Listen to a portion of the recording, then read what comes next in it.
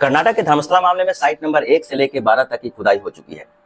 सिर्फ 2 साइटों को छोड़कर किसी और साइट पे ज्यादा कुछ खास निकला नहीं। साइट नंबर 6 पे निकलती है कुछ हड्डियां, लगभग 25 के आसपास हड्डियां और एक एटीएम कार्ड और एक ड्राइविंग लाइसेंस। इन 2 चीजों से कुछ खास पता नहीं चलता है। कुछ हड्डियों को, जो हड्डियां निकली थी उसको फोरेंसिक जांच के लिए भेज दी जाती है। साइट नंबर 11A, यहाँ पे निकलती हैं बहुत सारी हड्डियां, लगभग 100 से ज्यादा हड्डियां निकलती है। 3 रीढ़ की हड्डी निकलती है और एक मानव का खोपड़ी भी निकलता है और साथ में निकलती है एक लाल साड़ी जो पेट से टंगा हुआ था। इन सब चीजों के आधार पर कह सकते हैं कि वहां जरूर कुछ न कुछ बड़ा हुआ है। तो इन सब चीजों को पुलिस फोरेंसिक जांच के लिए भेज देती है और पता नहीं क्यों साइट नंबर 13 की खुदाई रुक गई है या उसको रोका गया है। कहा जा रहा है कि साइट नंबर 13 पे बहुत सारी लाशें हैं। मिस्टर एक्स जो शख्स होते हैं नकाबपोश, उन्होंने कहा था कि साइट नंबर 13 पे उन्होंने लगभग 14 से 15 लाशें एक साथ बिछा के दफनाया था। लेकिन किस कारण से उस साइट नंबर 13 की खुदाई को रोका गया है या रुक गया है, इसका कुछ जानकारी नहीं है। एक हाई लेवल की मीटिंग होती है और शायद मीटिंग के बाद अगले हफ्ते हो सकता है कि खुदाई फिर से शुरू हो। क्या ये जांच सही दिशा में जा रही है या नहीं, इसका तो पता नहीं। और जब ये खुदाई का सिलसिला चल रहा है और चलता रहेगा अभी फिलहाल, जब तक कि पूरी खुदाई हो नहीं जाती है। लेकिन इन सब खुदाई के बीच कर्नाटक से, जो कर्नाटक का धर्मस्थल है, वहां से लगभग 550 किलोमीटर के आसपास, या 550 किलोमीटर के आसपास एक केरल का एक जगह है अलापुजा, वहां पे भी खुदाई चल रहा है।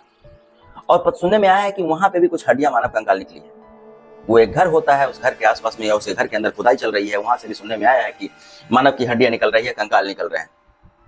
लेकिन ये मानव का कंकाल वहां से निकल रहे थे, इस बारे में किसने जानकारी दी या किसने कंप्लेन किया या क्या मामला है जो कि उस घर की खुदाई हो रही है, इसके बारे में विशेष जानकारी हम लोग प्राप्त करने की कोशिश करेंगे। इस कहानी के माध्यम से हम लोग समझने की कोशिश करेंगे कि क्या वहां पे घटना घटी थी और क्यों ऐसा हो रहा है। नमस्कार, प्रणाम, मैं प्रकाश, स्वागत करता हूं अपने चैनल में। आज की जो सच्ची घटना है वो केरल की है। केरल की एक जगह है अलापुजा डिस्ट्रिक्ट। ये सच्ची घटना है, वहां भी एक खुदाई का काम चल रहा है और वहां से भी कुछ मानव कंकाल निकले हैं। लेकिन ये धर्मस्थला से कुछ अलग है, ये धर्मस्थला से दोनों का समानता नहीं है। आप लोगों से आग्रह है, विनती है कि मेरे चैनल को लाइक करें, शेयर करें, सब्सक्राइब करें। अगर आपके पास कोई सवाल हो तो उसको आप कमेंट करके पूछ सकते हैं, कमेंट करके बता सकते हैं। और आपके पास कोई ऐसा टाइप का कोई टॉपिक हो जो ऐसा घटना घटा है और उस पर अगर आप सजेशन देना चाहते हैं कि मुझे इसको वीडियो बनाना चाहिए, तो ये भी आप कमेंट करके बता सकते हैं। तो चलिए इस टॉपिक की तरफ चलते हैं। ये घटना है जहाँ घर की खुदाई चल रही है केरल में अलापुजा में। लेकिन शुरुआत जो हम कहानी की करते हैं कि उस घर की जो खुदाई हुई है क्यों हो रही है और क्या मामला है। तो कर्नाटक का एक जिला है कोयटम, जो कि उसकी अलापुजा से दूरी लगभग 47 से 48 किलोमीटर दूर। कोयटम की एक महिला, एक गांव होता है, कोयटम का एक गांव है अधिराम्बुजा। वहां की एक महिला जो कि 55 साल की जैन मैथ्यू, जिनको वहां के लोग जनम्मा करके बुलाते थे, वो दिसंबर 2024 से मिसिंग है। दिसंबर 2024 से वो गायब हो चुकी है। उसके परिवार के लोग जाते हैं, पुलिस में कंप्लेन करते हैं। पुलिस बात सुनती नहीं है। पुलिस हमेशा की तरह कंप्लेन दर्ज कर लेती है। दर्ज करने के बाद है सो अपना मजे में रहती है, कुछ काम करती नहीं है पुलिस। इधर धीरे धीरे करके 6 महीने बीत चुके थे। 6 महीने बीतने के बाद है कि जो जैन मैथ्यू, उनका भाई वहां से आता है, तो उनका संपर्क कुछ बड़े लोगों के साथ रहता है, कोर्ट में रहता है। तो वो जाके विचार करता है कि पुलिस में कंप्लेन ना कर करके हम लोग आगे कोर्ट में कंप्लेन करें। वो किसी का हेल्प लेके कोर्ट में जाके कंप्लेन करता है। कोर्ट से वहां से ऑर्डर निकल के आता है। पुलिस को डांट फटकार लगाई जाती है और कुछ पुलिस वाले को सस्पेंड किया जाता है, क्योंकि उसको कहा जाता है कि उन्होंने इस केस पे कोई काम ही नहीं किया। अब उस केस को लगभग 6 महीने, उस महिला को गुम हुए लगभग 6 महीने हो चुके हैं और सेंसिटिव मामला जानकर उस केस पे पुलिस जो है, उस केस पे कोर्ट जो है ये सीबीआई जांच लगा देती है। बहुत पुराना मामला हो चुका था। अब इस केस को लेकर सीबीआई अपना जांच स्टार्ट करती है। आजकल टेक्नोलॉजी का जमाना है और कैसे निकलता है ये सब चीजों के बारे में जो जांच है शुरुआत करती है। उसके मोबाइल का जो लोकेशन होता है, मोबाइल का नंबर लेती है, सीडीआर निकलवाती है जनम्मा का। सीडीआर से पता चलता है कुछ नंबर के टच में रहती है। और जिस दिन उनका मोबाइल बंद हुआ था, वो मोबाइल एक जगह जो यही पल्लीपुरम है, जो अलापुजा का जो एक घर है, वहां पे उनका मोबाइल बंद हुआ था। हालांकि दिसंबर में ये मोबाइल बंद हुआ था, लेकिन जनवरी या फरवरी, 2 महीने बाद फरवरी में ये नंबर फिर से चालू हुआ और ये नंबर किसी और मोबाइल में चालू हुआ। ऐसे IMEI नंबर से पता चलता है, IMEI का कोई नंबर होता है, उससे पता चलता है कि ये दूसरे मोबाइल में चालू हुआ। अब इस पुलिस जो है दोनों नंबर का दोनों मोबाइल का जांच निकालती है, तो पता चला कि ये दोनों मोबाइल जो है उस समय से बंद है। जनम्मा का मोबाइल दिसंबर में बंद हुआ और ये दूसरा जो नंबर यूज किया था ये उस समय से बंद है। पुलिस पता लगाती है कि जनम्मा कहाँ जाती है और जनम्मा के बारे में विशेष पता चलता है। तो जनम्मा एक 55 साल की औरत, जो कि घर में उनके सिर्फ एक ही लोग उनके पति थे और कोई ज़्यादा आदमी था नहीं, वो तो एक मेडिटेशन सेंटर जाया करते थे। वो बहुत कम किसी से बात करती थी, बहुत कम बोला करते थे। मेडिटेशन सेंटर जो होता है वहाँ से लगभग 35-40 मिनट का रास्ता होता है, वहाँ पे जाया करते थे वो कभी कभार। तो पुलिस मेडिटेशन सेंटर भी जाके पता करती है। तो मेडिटेशन सेंटर और ये मोबाइल का जो लोकेशन दिख रहा था, उनके उस बीच की दूरी ज़्यादा दूर नहीं था, मतलब 1-8 किलोमीटर का अंतर था। तो मेडिटेशन सेंटर में जाके पता करता है, वहाँ के लोगों से बारे में पता चलता है। तो वहाँ पे कुछ लोगों का नाम निकल के सामने आता है, जिसमें एक नाम होता है सेबेस्टियन का। जब सेबेस्टियन का नाम जब पुलिस उसके दिमाग में आता है, तो सेबेस्टियन का ही वो घर था जिस घर में जनम्मा का मोबाइल स्विच ऑफ हुआ था। और सेबेस्टियन का नंबर जो है उनके सीडीआर में, उसके लोकेशन में और उनके जो नंबर कॉल डिटेल में शामिल होता है। अब पुलिस का शक सेबेस्टियन में पड़ जाता है और पुलिस जो है सीबीआई है जो सीधे सेबेस्टियन के घर पहुंचती है। सेबेस्टियन के घर जब जाके देखती है तो एक बहुत बड़ा घर है जो कि काफी एरिया में फैला हुआ है, जंगल है, काफी अच्छा घर भी है और घर में टाइल्स वाइल्स लगे हुए हैं। जब वहां का दरवाजा खटखटाती है पुलिस, तो एक 68 साल का आदमी बाहर निकल के सामने आता है और उसको अपना नाम सेबेस्टियन बताता है। पुलिस अब उससे पूछताछ करना स्टार्ट करती है। पूछताछ करने में पूछा जाता है कि आप जनम्मा को जानते हैं? तो वो मना नहीं करता, वो कहता है कि हाँ मैं जनम्मा को जानता हूँ, वो हमारे साथ मेडिटेशन सेंटर में कभी कभी आती थी, हमारी थोड़ी बहुत दोस्ती हो चुकी है। क्या आपने जनम्मा को देखा? क्योंकि वो 6 महीने से लगभग मिसिंग है। तो इस बारे में वो इनकार कर जाता है, वो कहता है कि मैं नहीं जानता, मुझे पता नहीं। पुलिस जब उसका कॉल डिटेल और सीडीआर दिखाती है कि जिस दिन जनम्मा गायब हुई थी उस दिन का लास्ट लोकेशन यहीं पे है और 2 महीने बाद जो मोबाइल चालू हुआ था वो यहीं का है। इस बारे में वो बोलता है सेबेस्टियन, मुझे इसका बिल्कुल जानकारी नहीं है, क्या हुआ क्या नहीं मुझे पता नहीं, वो हमारी दोस्त हुआ करती थी, इतना मैं जानता हूँ। अब पुलिस करे तो क्या करे? पुलिस को थोड़ा सा शक हो जाता है, लेकिन वो 68 साल का आदमी था तो उसके साथ ज्यादा जोर जबरदस्ती करके या चाहे अपने रवैये से पुलिस पूछताछ नहीं करती है। लेकिन वो पुलिस पहले उसका कुछ सबूत इकट्ठा करना चाहती है, इसके लिए उसका एक ट्रैक रिकॉर्ड निकलवाती है। थाने में पता चलता है, थाने से जब ट्रैक रिकॉर्ड निकल के सामने आता है तो पता चलता है कि 2006 ईस्वी में एक महिला जिनका नाम बिंदु पद्मावन था वो गायब हो चुकी है 2006 में। उसका कंप्लेन 2017 में आया था और उस महिला का कनेक्ट जो है इनके साथ जुड़ा हुआ था। वो महिला प्रॉपर्टी का कुछ काम के सिलसिले में उनके पास प्रॉपर्टी था और ये जो सेबेस्टियन होते हैं ये भी प्रॉपर्टी का काम करते हैं, प्रॉपर्टी डीलर का काम करते हैं। तो इनसे थोड़ा सा संपर्क हो जाता है उस समय में। इस चीज का वो डिटेल वहाँ के आसपास से होता है, क्योंकि 2006 में वो महिला गायब हुई थी और 2017 में उनका कंप्लेन दर्ज हुआ था, उसमें बाकायदा लिखा हुआ था बाकायदा कि उसके संपर्क जो है एक सेबेस्टियन नाम के आदमी से, और उसका कंप्लेन जो दर्ज करता है उसका भाई जो कि इटली में रहता है, वो बहुत दिन बाद आया हुआ था और अपनी बहन को जब नहीं देखता है तब ये कंप्लेन करता है, क्योंकि उसको उस समय ज़्यादा मोबाइल का ज़माना था नहीं तो लैंडलाइन पे बातें होती थी। 11 साल बाद वो इटली से आता है, तब जाके देखता है कि उसकी बहन नहीं, तो वो कंप्लेन दर्ज करता है। कंप्लेन में ये भी मेंशन करता है कि जब उसकी बहन से कभी कभी जब बात हुआ करती थी तो मैटर ये प्रॉपर्टी को लेकर ही था और प्रॉपर्टी को लेकर उसकी जो कुछ विवाद हो जाती है सेबेस्टियन नाम के आदमी से हो जाती है, कुछ झगड़ा झंझट हो जाता है। उसके बाद ही लगभग उसी समय जो है बिंदु बद्मावन जो है बद्भावना वो गायब हो जाती है। ये कंप्लेन में था। तो अब 2 रिपोर्ट आ चुके हैं, एक तो जनम्मा का केस और एक बिंदु का केस। अब इस चीज के आधार पर लेके पुलिस कोर्ट पहुंचती है और वहां से सर्च वारंट निकलवाती है।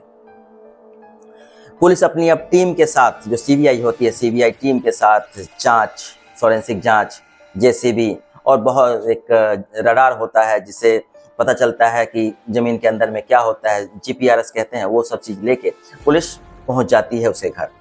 उनके पास सर्च वारंट होता है तो अब ये इनके घर घुस के अब हर जगह अपना तलाशी करती है, कोशिश करती है। तो जीपीआरएस में पता चलता है कि जमीन के नीचे कहीं पर कुछ न कुछ तो है। उनको लगता है कुछ कंकाल है। उस जगह की खुदाई की जाती है। खुदाई करने के बाद लगभग घंटों बीत जाते हैं तो थोड़ा सा 1-2 हड्डियां निकलती है। फिर उस जगह की खुदाई ज्यादा कर दी जाती है तो कुछ मानव कंकाल निकलते हैं और साथ में निकलते हैं रीढ़ की हड्डी और कुछ दांत, और एक दांत ऐसा निकलता है जिसमें एक पिन लगा हुआ। अब इस लाश को लेके, जो इस चीजों को लेके पुलिस तो परेशान हो जाती है और इन सबको फोरेंसिक जांच के लिए भेजती है। अब इनका शक जो है, अब ये पूरा का पूरा शक इन पे जा रहा था, जो कि बार बार मना कर रहे थे सेबेस्टियन को, मैंने ऐसा कुछ किया नहीं है, तो फिर भी वो इस बात पर अड़े रहते हैं। लेकिन इस चीज को अब फोरेंसिक जांच के लिए भेजी जाती है और जो पिन लगा हुआ दांत होता है उस दांत के बारे में दोनों फैमिली से पूछा जाता है कि ये जो दांत है क्या आपके फैमिली के लोग यूज किया करते थे, मतलब वो जो पिन है आपके फैमिली के लोग यूज किया करते थे। तो दोनों के फैमिली के, जनामा के फैमिली और बिंदु की फैमिली से भी जवाब आता है कि नहीं, मेरी बहन चाहे मेरी पत्नी जो है इस तरह का यूज नहीं करती थी। अब पुलिस को शक हो जाता है, हो ना हो कहीं और किसी और का हो सकता है। अब पुलिस इस चीज का जांच का दायरा थोड़ा सा बढ़ा देती है और हर जगह से जब पूछताछ करना स्टार्ट करती है तो एक और मामला सामने आता है जो कि 2012 ईस्वी का था। एक आयशा नाम की महिला जिनका उम्र 40 या 50 साल के आसपास में रहता है, वो भी उस समय से गायब थी और उनका भी कनेक्शन कहीं ना कहीं इनसे जुड़ा हुआ था। उनके घर वो आना जाना करती थी। वो आयशा जो महिला थी वो पंचायत में कुछ काम वाम करती थी, जिस तरह से जमीन वमीन को लेके या पंचायत सचिव टाइप का कुछ काम वाम करती थी।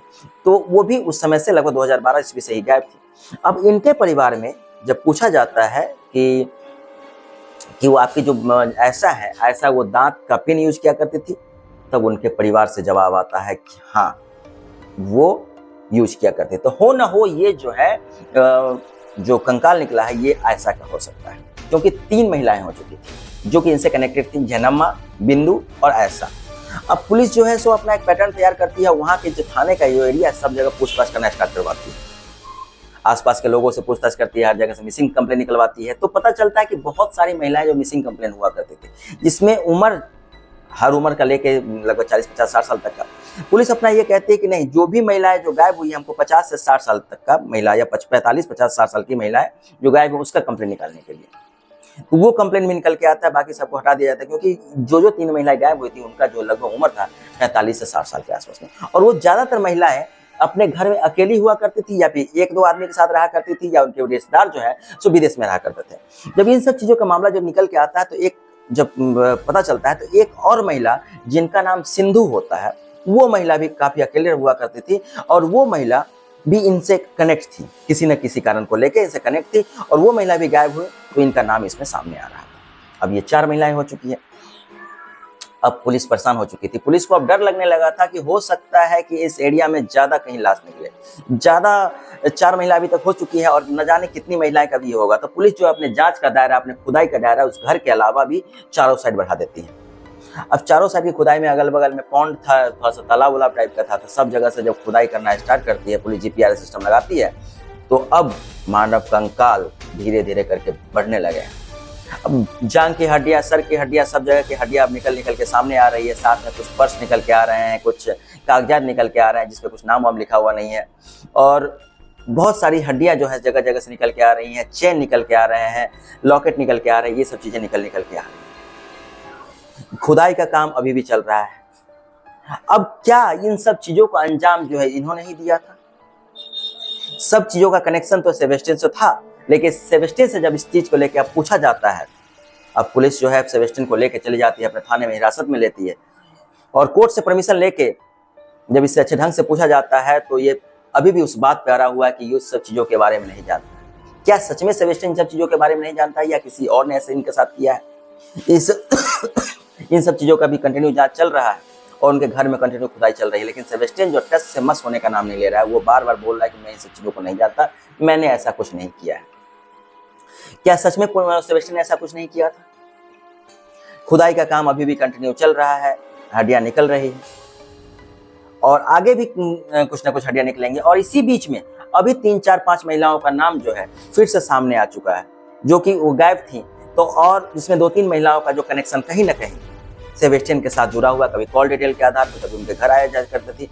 और इसमें से ज्यादातर जो महिलाएं होती थी वो अकेले रहा करती थी, या फिर कुछ कम होते मतलब उनके परिवार में कम लोग रहा करते थे, या फिर कुछ फैमिली के लोग जो है विदेश में रहा करते थे। अब पुलिस इन सब चीजों को लेके एक ये थ्योरी बनाती है कि हो ना हो ये प्रॉपर्टी का मामला है, क्योंकि ये सेबेस्टियन भी प्रॉपर्टी का काम करता था और जितनी भी महिलाएं आई थी उनके पास प्रॉपर्टी अच्छी खासी थी, घर में लोग कम थे, और इस प्रॉपर्टी को हथियाने के लिए सेबेस्टियन इन सब चीजों को किसी न किसी तरीके से धोखेबाजी से प्रॉपर्टी को हथिया लेता था, उसको बेच देता था। और उसके बाद क्या इन महिलाओं के साथ बलात्कार भी हुआ था? इन सब चीजों की भी पुष्टि नहीं की जा चुकी है, जो कि इस सब चीजों का भी जो डीएनए के लिए भेजा गया है, जो फॉरेंसिक जांच के लिए भेजा गया है, जांच के बाद पता चलेगा कि इनके साथ कुछ दुर्व्यवहार भी हुआ है। अब जो इन सब चीजों का डीएनए निकाला जाएगा, जितनी भी हड्डियां लाशें निकल रही है उन सब चीजों का डीएनए निकाला जाएगा और परिवार वालों को बुलाकर उनका डीएनए का सैंपल मैच किया जाएगा। उसके बाद इन हड्डियों को, चाहे अस्थियों को, उनके परिवार को सौंपा जाएगा। अब इन सब चीजों को लेकर अब जो सीबीआई है कोर्ट से डिमांड कर रही है, कोर्ट से लाई डिटेक्टर टेस्ट का डिमांड। वो सेबेस्टियन जो है खुद मना करता है कि लाई डिटेक्टर टेस्ट नहीं करने के लिए। पुलिस का शक इस पर बढ़ता जा रहा है और आगे क्या हो सकता है, आगे जो रिपोर्ट आएगा उसके लिए हम एक और वीडियो बनाएंगे और इसके बारे में विशेष जानकारी देंगे। तब तक के लिए नमस्कार, प्रणाम। मेरे चैनल को लाइक करें, शेयर करें, सब्सक्राइब करें। ये सच्ची घटना है, अभी केरला की घट रही है, जो कि धर्मशाला में भी खुदाई का काम चल रहा है और यहाँ भी खुदाई का काम चल रहा है। तो इन सब चीज़ों को लेके हम लोग विशेष बात अगले वीडियो में करेंगे और मेरे वीडियो को लाइक करें, शेयर करें, सब्सक्राइब करें। धन्यवाद।